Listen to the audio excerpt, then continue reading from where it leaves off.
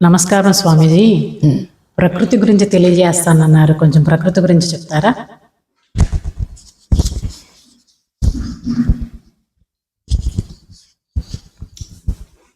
ప్రకృతి ప్రకృతి గురించి అవగాహన లేదా తెలుసుకోవటం ఎలా, ఏ విధంగా తన పరంగాన తనకు వేరుగా పరంపర దృష్టితో ప్రకృతి ఉన్నది. నేను ఉన్నాను, నేను ఉంటిని, నేను ఉన్నది, నేను ఉన్నాను, నేను ఉన్నది, నేను ఉంటిని, నాకు నేనే స్వయంగా ఉన్నాను. ఎలా ఉన్నావు? గుర్తించుట, గమనించుట, తెలుసుకొనుట, అనుకొనుట, శబ్ద కదలికలతో స్వయంగా నేనే ఉన్నాను స్వయంగా. ఇక్కడ ఏం చేస్తున్నా? నేనే ఉన్నాను స్వయంగా. అంటే స్వయం ప్రకృతి కావాలా, పరప్రకృతి కావాలా?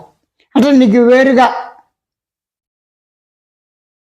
ఈ భూతాత్రి, ఈ జగత్తు, ఈ ప్రపంచము, ఈ విశ్వం యొక్క అవగాహన కావాలా? ఎప్పుడైతే తనను తాను అవగాహన చేసుకోకుండా ఈ సృష్టి గురించి, ఈ పంచభూతాత్మ జీవ జగ ఈశ్వరుడు గురించి, అంటే జీవ అంటే తండ్రి జీవుడు, ఈశ్వరుడు భగవంతుడు లేదా పరమాత్మ సాక్షి స్వరూపంగా ఉన్న ప్రకృతి గురించా, జగత్తు గురించా? ప్రత్యక్ష అనుభవం మనందరికీ కూడా ఈ భూమి మాత్రమే. నింగినంతో ఉన్న భూమి అది వ్యష్టి సమిష్టి పక్కన పెట్టండి. పంచభూతాత్మక ఈ ప్రకృతిలోంచే నేనున్నాననే మానవ సహిత సర్వజీవరాశులతో పాటు ఈ సృష్టి నియామకుడు, సృష్టి స్థితి లయకారకుడు అయినటువంటి భగవంతుడు, దేవుడు లేక పరమాత్మ ప్రకృతి గురించా, లేదు దేవుడు లేడు అని, దేవుడు ఉన్నాడు అని అస్తిత్వంతో నాస్తిత్వంతో హేతువాదంతో రకరకాలుగా భిన్న భిన్నమైన అభిప్రాయాలతో ఉన్న ప్రకృతి గురించి కావాలా?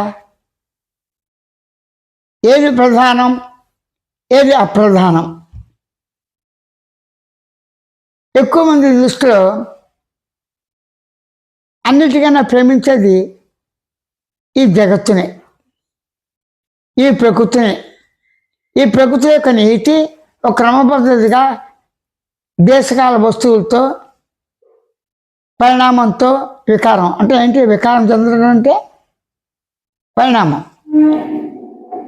ఏ విధంగా? ఈ ప్రకృతి అంతా కూడా అణుమయమే, ధూళిమయమే. అదే వాయు కణాలు కావచ్చు, అగ్ని కణాలు కావచ్చు, జల కణాలు కావచ్చు, పృథ్వీ కణాలు కావచ్చు, అన్ని వాటికి అవే ఉన్నాయి.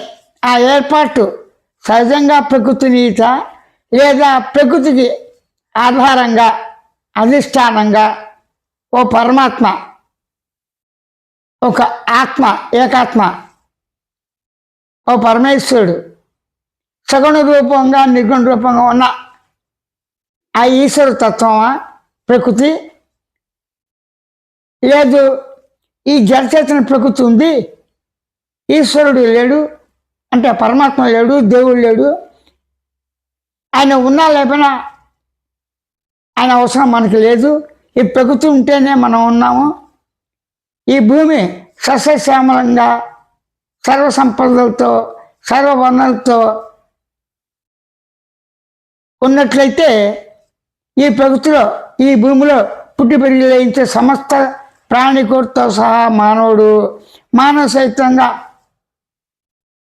సర్వ ప్రాణికోటి ఉన్నదనే అనుభవం ఎవరికి ఉంది? ఇక్కడ ఏం చేస్తానా? స్వానుభవమా పరానుభవమా? ఆ అనుభవం ప్రకృతి ఉంది, ప్రత్యక్ష అనుభవం. ప్రత్యక్ష అనుభవం అంటే ఏ సాధనతో పని లేకుండా కేవలం ఇంద్రియాలతో జ్ఞానేంద్ర కర్మేంద్ర ప్రాణాలతో ఉన్నటువంటి దేహ సహితంగా ఇక్కడ ఏం చేస్తున్నాను? జ్ఞానేంద్ర కర్మేంద్ర ప్రాణేంద్రియాలతో కూడి మనోబుద్ధి చిత్తాంగాలతో కూడి ఈ దేహ ప్రకృతి సహితంగా ఉన్న ఈ విశ్వ ప్రకృతి, ఈ జగత్తు జీవ ఈశ్వరుల ప్రకృతి, ఈ విధంగా పెంచుకుంటే ఈ ప్రకృతి అవగాహనలు అనేక విధాలుగా అనేక భావాలతో ఎవరికి తగిన విధంగా వారు అభిప్రాయాలు స్వానుభవంలో ఉండొచ్చు, లేకపోవచ్చు. స్వానుభవం లేనిది ఏదీ లేదు. లేని వస్తువు స్వానుభవంలో ఉండదు. స్వానుభవంలో ఉన్నవి లేవని కూడా తానే తన యొక్క మనోబుద్ధి చిత్తాంకరాలతో పరిమితంగా లేదా అపరిమితంగా దృష్టితో ఉండొచ్చు.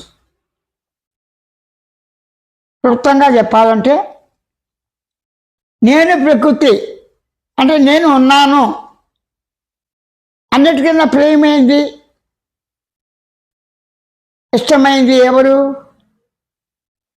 తనకి తల్లి తండ్రి గురు అతిథుల ఈ ప్రకృతుల సగుణ నిర్గుణంగా ఉన్నటువంటి ఈశ్వరుడా లేదా ప్రకృతి జీవరాశ అని ప్రశ్నిస్తే ఎవరి అభిప్రాయాలు వాళ్ళు చెప్తారు.